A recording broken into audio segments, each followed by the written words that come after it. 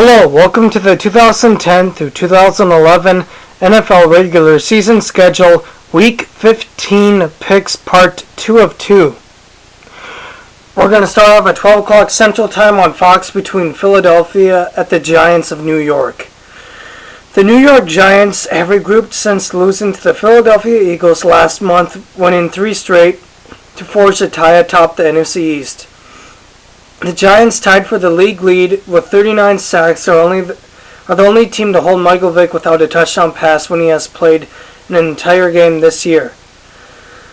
If the Giants win their final 3 games, they will earn at least the number 2 seed in the NFC. The same holds true for the Eagles if Chicago loses one of its final 3. Battle on!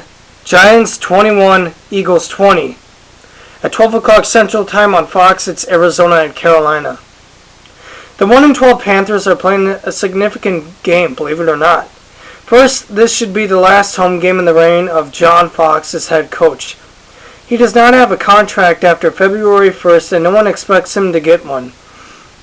To his credit, Fox has not unloaded yet on owner Jerry Richardson, who is mostly responsible for the poor season because of cost cutting.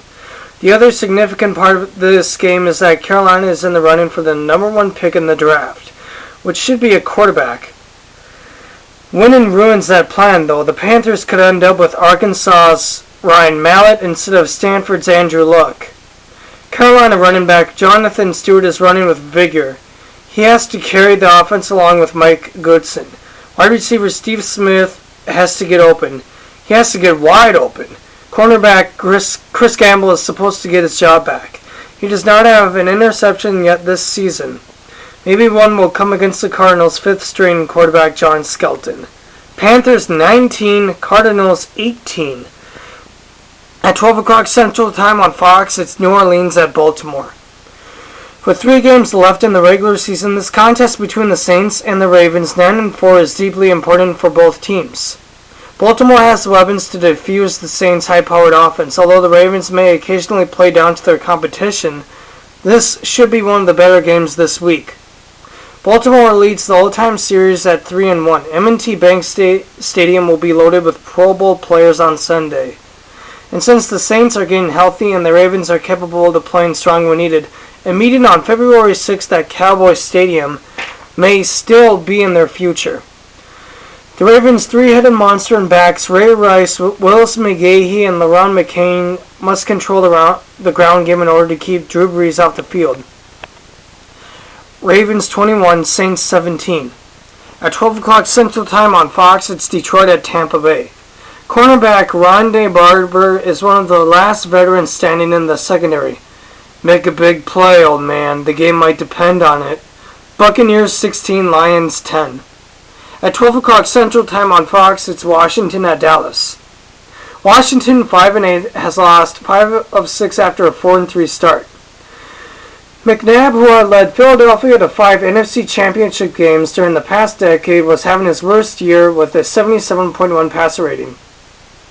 With the Redskins having been eliminated from contention with last week's 17-16 loss to Tampa, Shanahan wants to see what he has in Grossman, who directed Chicago to the Super Bowl in 2006, his only full season as a starter.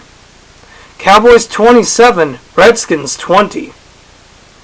At 12 o'clock Central Time on CBS, it's Cleveland at Cincinnati.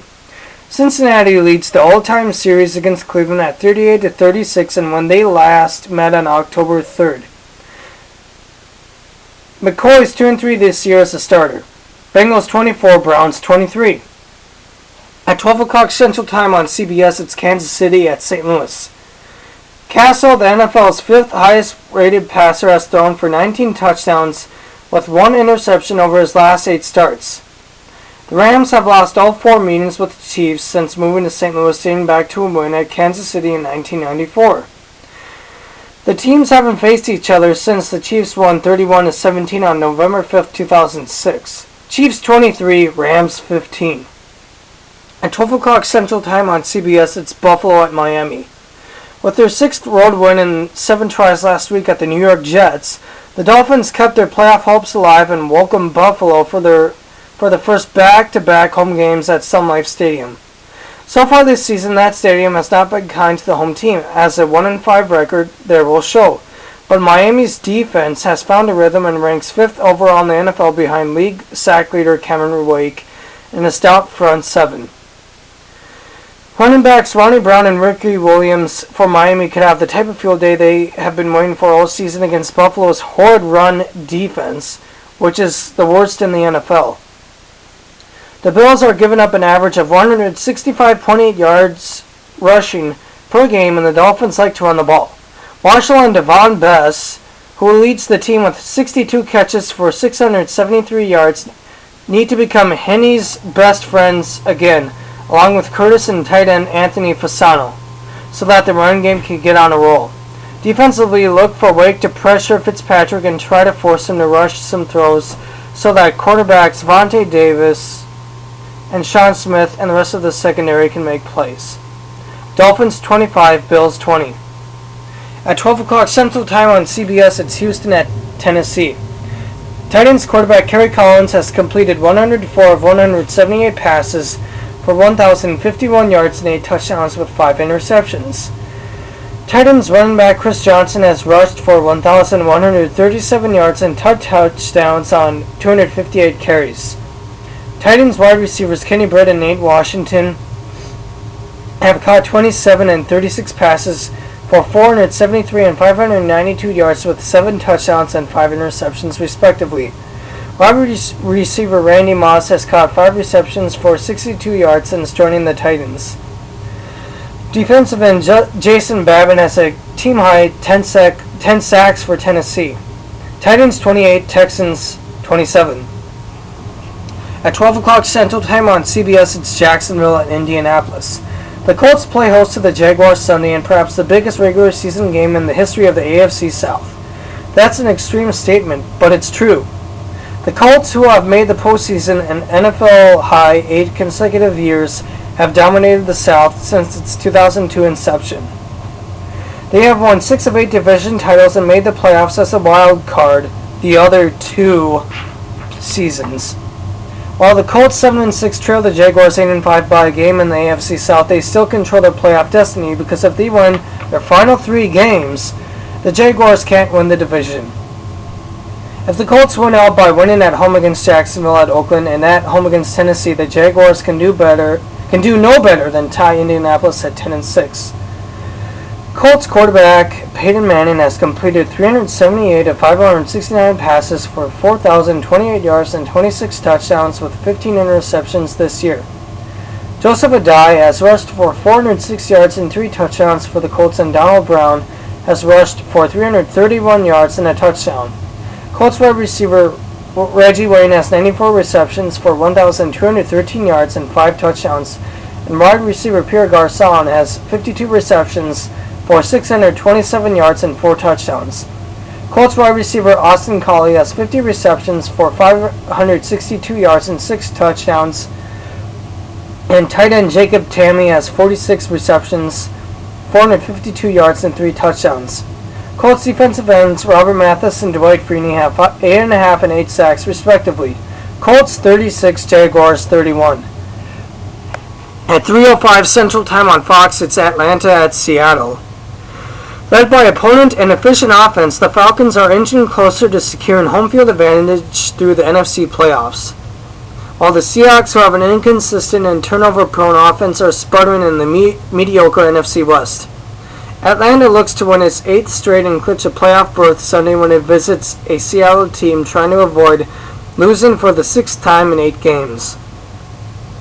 Led by quarterback Matt Ryan and running back Michael Turner, Atlanta is 5th in the league with 25.8 points per game.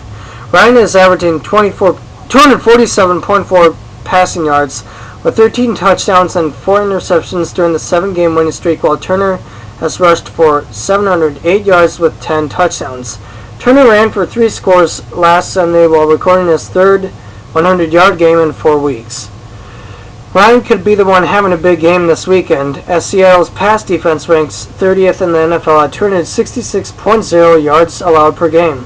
The Seahawks let San Francisco's Alex Smith, who is making his first start since October 24th, throw for 255 yards with 3 touchdowns last week. Falcons 26, Seahawks 22. At 3:15 Central Time on CBS, it's the Jets of New York at Pittsburgh. In their last 2 weeks, the Jets had their doors blown off by the Patriots and Dolphins.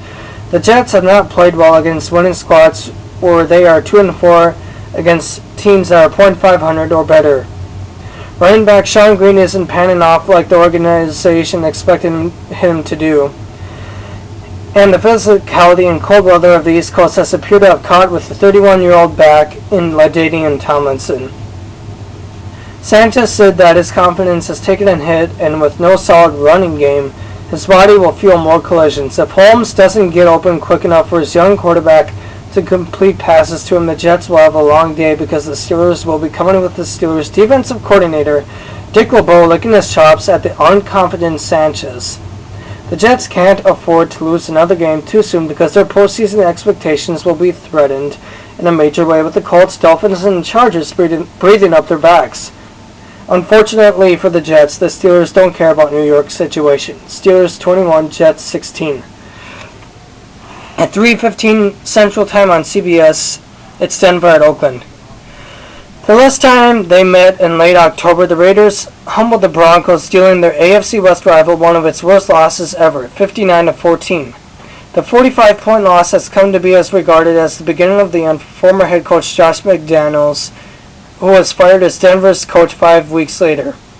Raiders running back Darren McFadden scored 4 touchdowns in his last game against the Broncos. Quarterback Jason Campbell has won both of his previous games against the Broncos. Cornerback Chris Johnson has had his first career interception return for a touchdown in the Raiders' last game against Denver. Raiders 27, Broncos 14. At 7:20 Central Time on NBC, it's Green Bay at New England. Beating the New England Patriots at home is so difficult. No team has done it in regular season play in more than 2 years.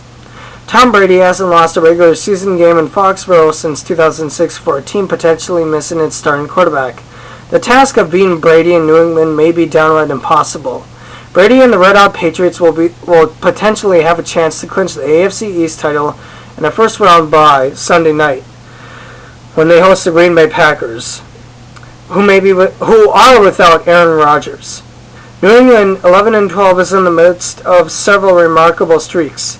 The Patriots have won 15 consecutive regular season home games since losing to Pittsburgh on November 30th, 2008. They've won 5 in a row, a span in which they have not turned the ball over once, while the defense has racked up 13 takeaways. Despite all that, Coach Bill Belichick will never let his club rest on its laurels. Patriots 26, Packers 10. Then concluding Week 15, it's Monday Night Football at 7:30 Central Time on ESPN between Chicago and Minnesota. While Chicago's defense was picked apart by Tom Brady last week, it did a good job of shutting down Favre and AP in a 27-13 win at Soldier Field on November 14th. The Bears, who haven't swept a season series from Minnesota since 2006, picked off Favre 3 times and limited Peterson to 51 yards on 17 carries. Bears 25, Vikings 16. And that wraps up part 2 of 2 of my 2010 through 2011 NFL regular season schedule, Week 15 picks. So, after all, who you got?